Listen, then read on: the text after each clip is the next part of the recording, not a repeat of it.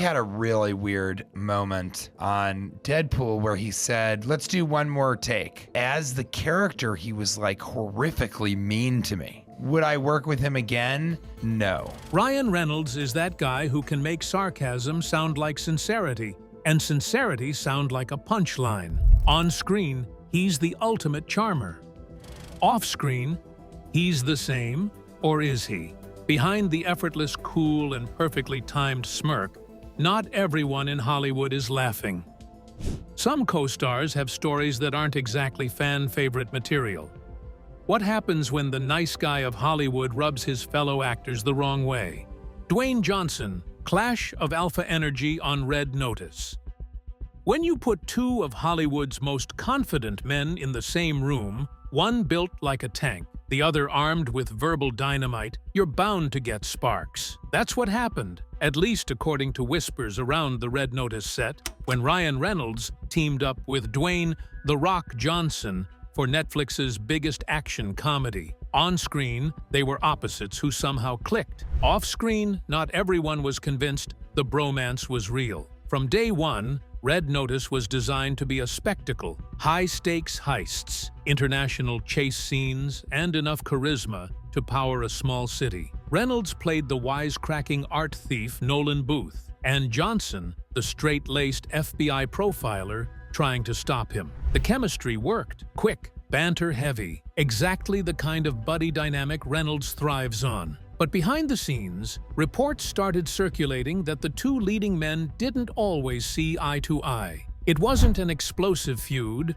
more like a quiet tug-of-war over tone and territory. Johnson is famously disciplined, running his sets like a well-oiled gym routine. He's early, focused, and expects everyone to match his intensity. Reynolds, on the other hand, operates on improvisation and razor-sharp humor, a guy who might change a line mid-scene just because he found a better joke. Two very different methods, same screen time. That's a recipe for tension even without egos involved. A few production insiders hinted that some scenes took longer than expected because of creative disagreements, mainly over timing and direction. While Reynolds was busy polishing the comedy beats, Johnson reportedly preferred to keep things efficient and on schedule. In Hollywood terms, that's not exactly drama, but when you're dealing with $2 billion brands sharing the frame, even small clashes make headlines. By the time promotion rolled around, fans started noticing something else: the absence of typical Reynolds-Johnson banter during interviews. Normally, Ryan thrives on teasing his co-stars, but in press junkets for Red Notice,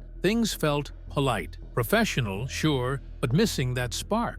Some saw that as maturity, others thought it was distance. Still, neither man ever confirmed tension. Johnson, who's practically a walking PR machine, brushed off any hint of conflict, praising Reynolds as hilarious and a great partner. Reynolds mirrored that energy, calling Johnson the ultimate pro. But online, that smooth professionalism didn't stop the rumor mill. Some insiders suggested that both actors' huge schedules and personal empires, Johnson's fitness brand and tequila, Reynolds' gin and phone company, made coordination tough. When you're both running multi-million-dollar businesses between takes, patience can wear thin. Fans on social media turned it into a meme war: Team Rock versus Team Reynolds. Some joked that the set needed a bigger trailer lot to fit both egos. Others argued that these two guys were too smart to actually feud,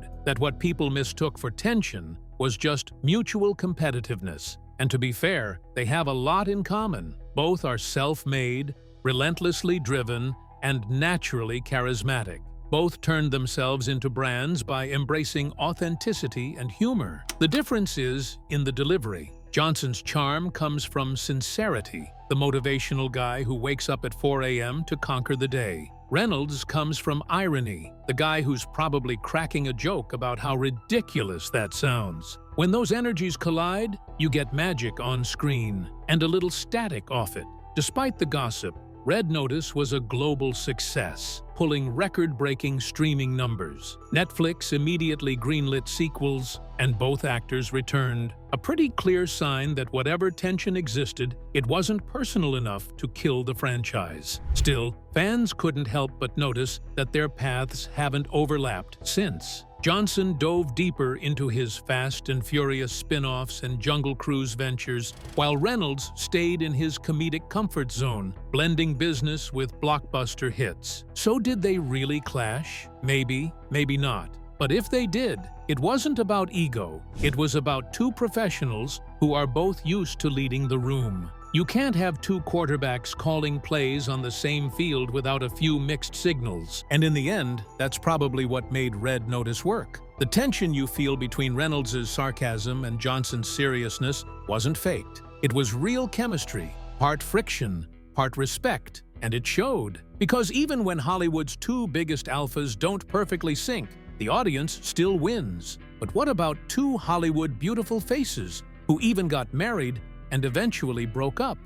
Scarlett Johansson, the X and Ys, before Blake Lively, before the Gin Empire, before the constant stream of one-liners that made Ryan Reynolds Hollywood's cool dad figure, there was Scarlett Johansson. For a brief, fascinating chapter in late 2000s Hollywood, the two were married, and they were supposed to be the it couple. Two ridiculously good-looking, career-driven stars who somehow managed to keep their personal lives private in an age when celebrity culture was starting to go digital. They tied the knot quietly in 2008, away from cameras, in a mountain retreat in British Columbia. No press photos, no magazine spreads, no red carpet debuts as newlyweds. It was almost rebellious in how low-key it was. But if the beginning of their marriage was quiet, the end was even quieter, and, in some ways, more revealing. By 2010, both careers were in overdrive.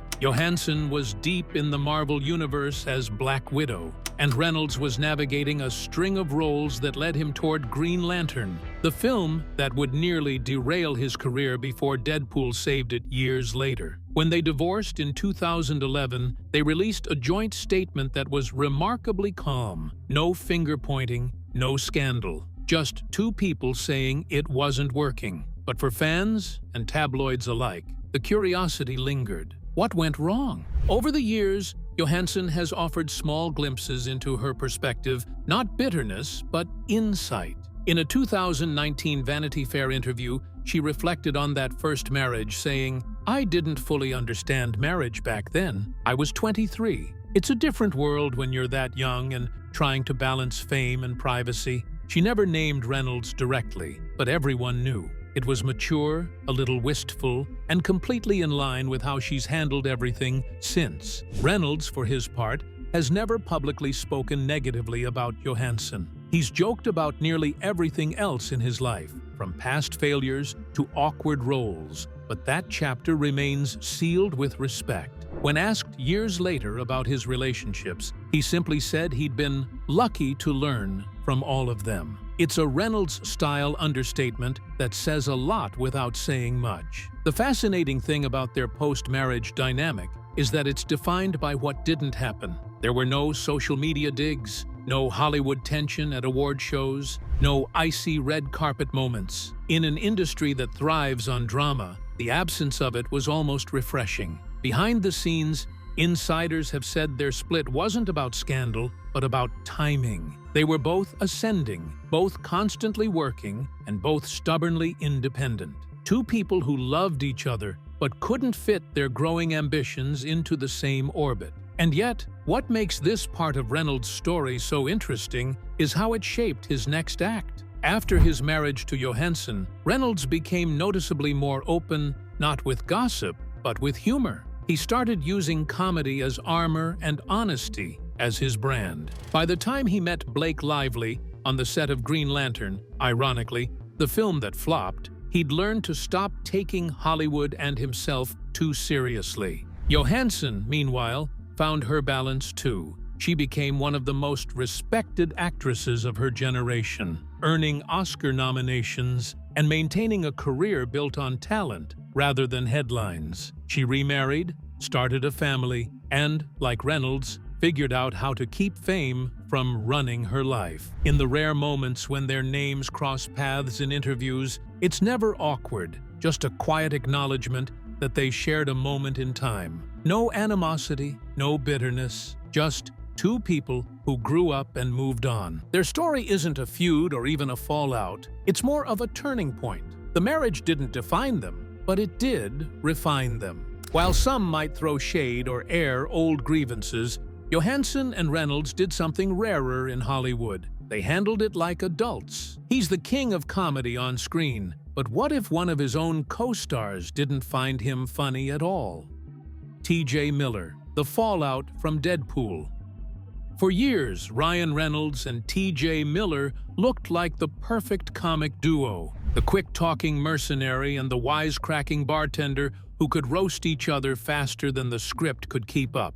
Their on-screen chemistry in Deadpool and Deadpool 2 was a big part of what made the franchise so fun. Fast, self-aware, and totally reckless in tone. But off-screen, things weren't quite as easy as the outtakes suggested. In 2022, long after both Deadpool movies had cemented their cult status, Miller dropped a surprising bomb during a podcast interview. He claimed that Reynolds had been, in his words, horrifically mean to him during the filming of Deadpool 2. According to Miller, Reynolds had become a different person after the first movie's success, distant, colder, and, at times, condescending. It was a weird moment for fans, because Miller and Reynolds had played their friendship so well on camera that most people assumed it was real. "He's not a bad guy," Miller clarified, "but he acted like I was just some background comic who didn't belong." It wasn't the kind of Hollywood feud people expected from the famously chill Reynolds. The timing made it even juicier.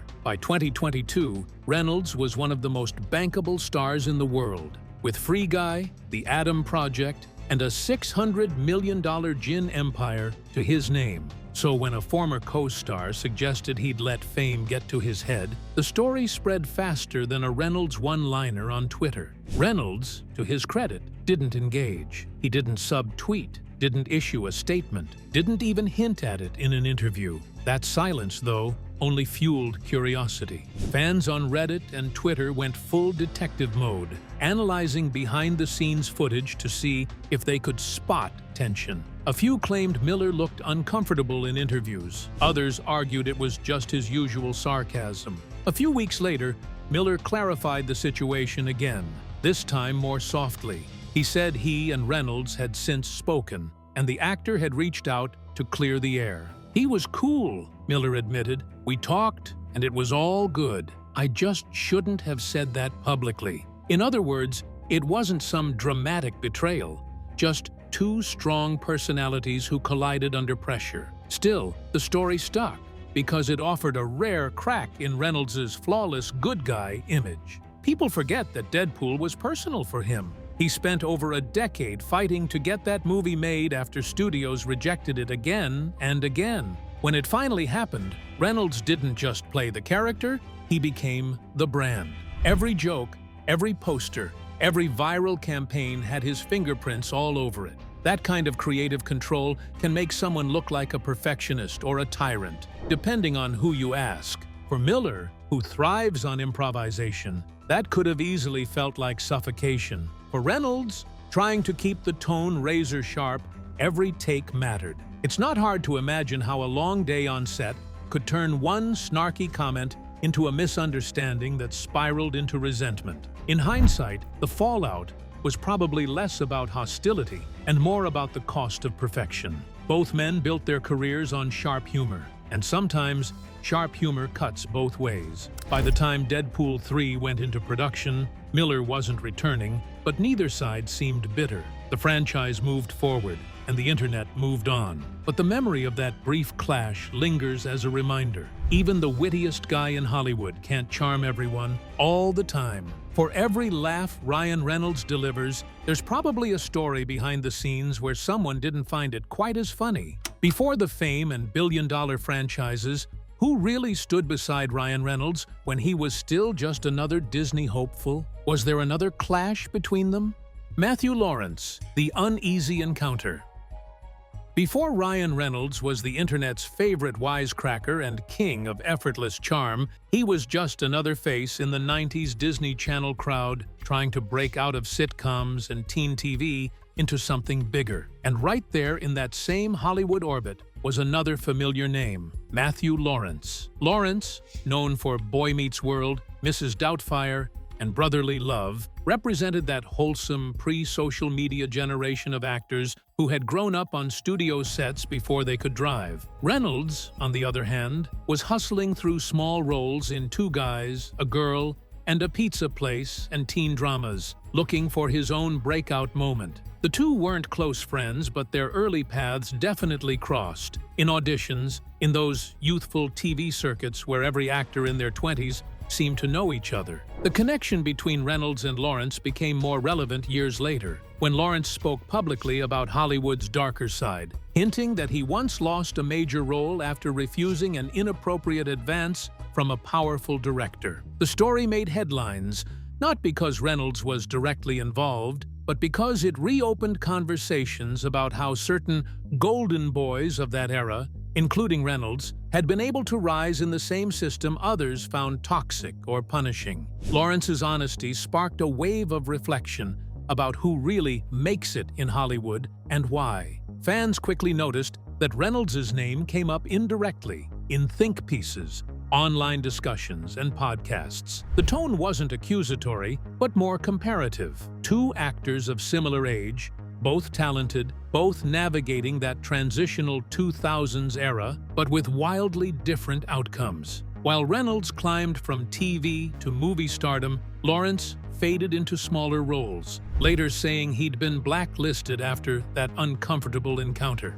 Still, Lawrence didn't show resentment. In one podcast, he mentioned Reynolds by name, calling him one of the few who handled fame right. It was a rare, genuine nod from someone who knew the grind firsthand. He noted how Reynolds had stayed consistent and didn't play the game the way most people were told to. That simple observation said a lot. Because while Reynolds' humor often looks effortless, his rise was anything but. The 2000s were full of male leads trying to be the next big thing, and yet most of them faded fast. Lawrence was one of them. Reynolds wasn't. That divide became symbolic of the industry's quiet brutality. Two young actors chasing the same dream, one finding global success, the other finding out how hard Hollywood could bite back. For Lawrence, his story later became one of redemption and rebuilding. He stepped back from fame for a while, focusing on smaller creative projects, reconnecting with fans from his Boy Meets World days, and even starting a podcast of his own. His recent interviews show a man who's finally at peace with how it all played out. For Reynolds, it was another reminder of what Hollywood can look like depending on which side of the door you're standing on. Not every co-star, contemporary, or competitor had the same experience, and sometimes admiration comes with the subtle sting of what if. In a way, both men represent different faces of the same generation, one who conquered the system and one who survived it. The irony? Today, if you scroll through Reddit or old entertainment forums, you'll see Matthew Lawrence fans defending Reynolds, saying he's one of the few who didn't forget where he came from. It's not a feud. It's not bitterness. It's more of an unspoken acknowledgement between two actors who grew up in the same unpredictable business, one who lived the dream and one who learned its cost. That's the quiet truth behind all the Hollywood chatter. Sometimes the people who hate you don't really hate you at all. They just remember when you were both fighting for the same shot. Gerard Butler, the subtle shade after Deadpool's success. Gerard Butler isn't exactly the type to start celebrity feuds. He's a man's man, the kind of guy who can swing a sword in 300, save the president 3 times in Olympus Has Fallen, and still make rom-coms work when he feels like it. But even the most unbothered actors have their moments of shade. Back in 2017, during an interview promoting Geostorm, Butler made what seemed like a harmless offhand comment, the kind that gets forgotten unless your name happens to be Ryan Reynolds. When asked about whether he'd seen Deadpool, Butler chuckled and said, "Not really my thing." I like movies that have a bit more grit, like real action. That was all it took for the internet to explode. To most fans, it sounded like Butler was drawing a line between his brand of serious action and Reynolds' slick, meta comic book mayhem. Some even called it Scottish shade, polite, dry, but unmistakably pointed. Butler wasn't mocking Reynolds directly, but he was hinting that Deadpool wasn't exactly real cinema. That didn't sit well with Reynolds' fan base, a crowd that thrives on irony, memes, and a healthy dose of fandom loyalty. Social media jumped in, teasing Butler for being jealous or out of touch. Within hours, headlines screamed, "Gerard Butler disses Ryan Reynolds." Reynolds, of course, didn't bite. He responded exactly the way you'd expect, with humor. On Twitter, he wrote, "Gerard's absolutely right. Geostorm makes Deadpool look like a documentary. It was quick, funny, and so perfectly in character that it ended the moment before it could escalate. Still, that one-liner captured everything that makes Reynolds unique, his ability to diffuse tension with style. But for anyone paying attention, the exchange also revealed something deeper about how Hollywood's leading men navigate ego, genre, and competition. Reynolds had redefined the modern action hero not with brute strength or dark gravitas, but with self-awareness. Butler, who had built his name on stoic, no-nonsense heroes, represented the old guard, the kind of action star who bleeds on camera and barely cracks a smile. Their contrast wasn't personal, it was generational. And yet, there's something poetic about how both men saw success by staying true to who they are. Butler's Olympus Has Fallen franchise became a global hit, while Reynolds' Deadpool smashed box office records and rewrote what a superhero movie could sound like. The shade may have been subtle, but it reflected a larger shift in Hollywood, where humor had begun to replace grit, and self-awareness was the new muscle. Ironically, years later, Butler softened his tone. In another interview, he laughed off the old quote, saying he had nothing against Reynolds and actually admired what he'd done with Deadpool. "He's hilarious," Butler admitted. "I don't know how he pulls that off with all the chaos around him. The guy's smart." It was a reminder that Hollywood feuds often start with a spark and end with a shrug. For two men who've fought aliens, gangsters, and fake explosions on screen, a few lines in the press are hardly a real battle. What lingered, though, was the contrast. Two brands of masculinity, two versions of charm. Reynolds with his perfectly timed quips and glass of gin coolness. Butler with his sweat, gravel voice, and classic hero grit. Both work, both sell, but only one of them knows how to turn a diss into a punchline that trends worldwide. And maybe that's why people love Reynolds. Even when another actor throws shade, he never throws it back. He just flips it, adds a wink, and keeps running the show. Because in Hollywood, not everyone hates Ryan Reynolds. Some just wish they could handle fame the way he jokes about it. After the quiet breakups and subtle shade, was it finally time for Reynolds to meet an enemy he actually liked? Hugh Jackman, Frenemies for life. If Hollywood had a Most Entertaining Fake Feud award, Hugh Jackman and Ryan Reynolds would win it every year. Their ongoing banter, half roast, half bromance, has become one of the best long-running jokes in showbiz. But beneath the teasing tweets and viral videos, there's a deeper truth about friendship, competition, and respect between two guys who turned mock rivalry into an art form. It all started back in 2009, on the set of X-Men Origins, Wolverine. Reynolds was playing Deadpool for the first time, and Jackman was reprising his iconic Wolverine role. At the time, Reynolds was still fighting to be taken seriously as a leading man. Jackman, already a global superstar, was the seasoned veteran. Naturally, the dynamic was playful until Reynolds decided to crank it up a notch. The story goes that Reynolds started teasing Jackman about his serious approach to the role,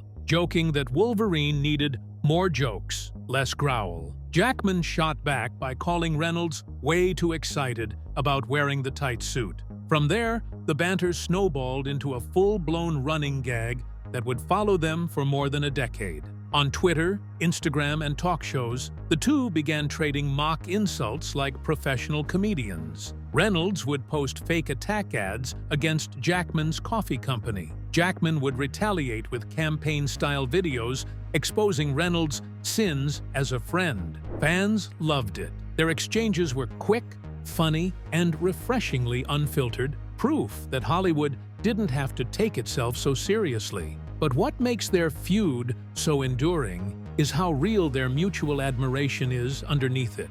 In interviews, both have admitted they genuinely like each other, maybe too much to stop joking. Jackman once told Variety, "I honestly can't stand how charming he is. It's infuriating. He's like a walking charisma factory." Reynolds returned the compliment in his own way, saying, "If Hugh Jackman ever runs for president, I'll be his running mate, just to keep an eye on him." Their chemistry is effortless, like two schoolmates who grew up to rule different parts of the same playground. Jackman represents the old-school Hollywood ideal: disciplined, musical, kind-hearted.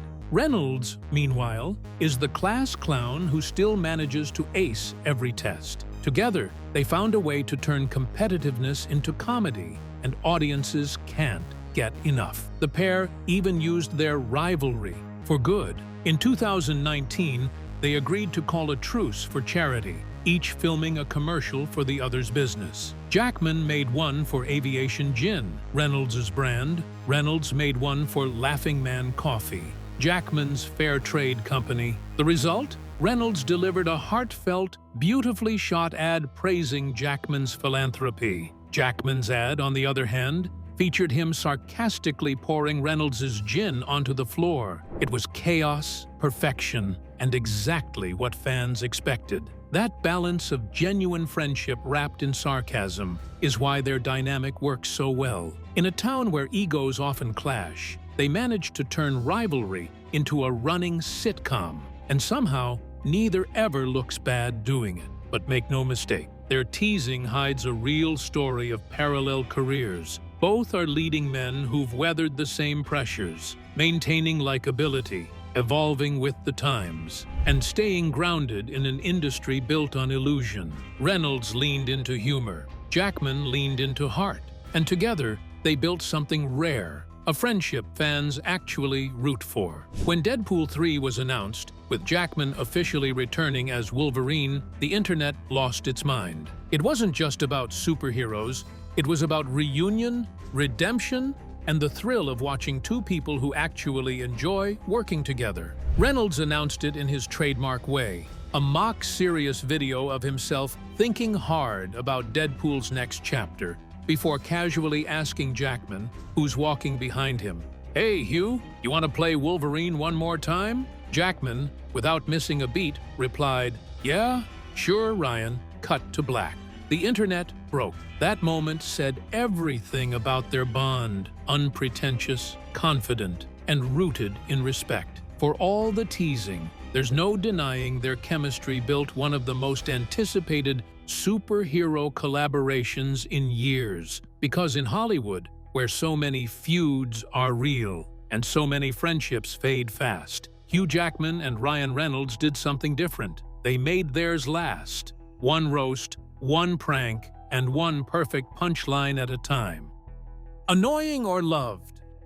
At this point, it's fair to ask, is Ryan Reynolds actually liked by everyone, or have we all just agreed he's too charming to dislike? Because for every actor who's rolled their eyes at his non-stop jokes, there are 10 others calling him one of the easiest people in Hollywood to work with. Reynolds walks a strange line in show business. He's both the class clown and the CEO, the guy who cracks jokes about himself while secretly running an empire. That duality makes him fascinating. Some find it exhausting, others find it brilliant. But either way, it's worked. What's made Reynolds endure isn't just timing or luck, it's his self-awareness. He knows he's playing a version of himself in most of his roles, and instead of fighting that, he leans in. The sarcasm, the fourth wall breaks, the wink and a smile confidence. It's not a mask, it's his way of surviving an industry that eats sincerity alive. Even the critics who find him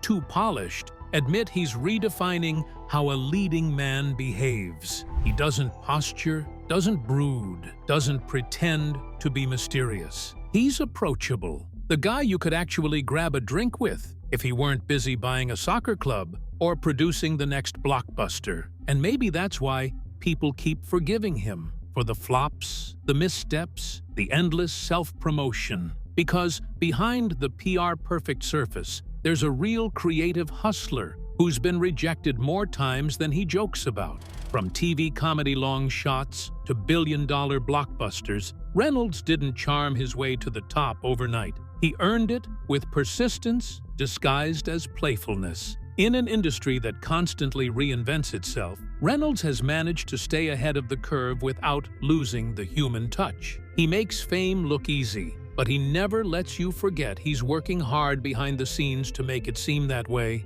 So, is Ryan Reynolds annoying? To some, maybe. But to most, he's the rare Hollywood figure who's figured out how to be both larger than life and completely relatable. Love him or roll your eyes, he's already in on the joke.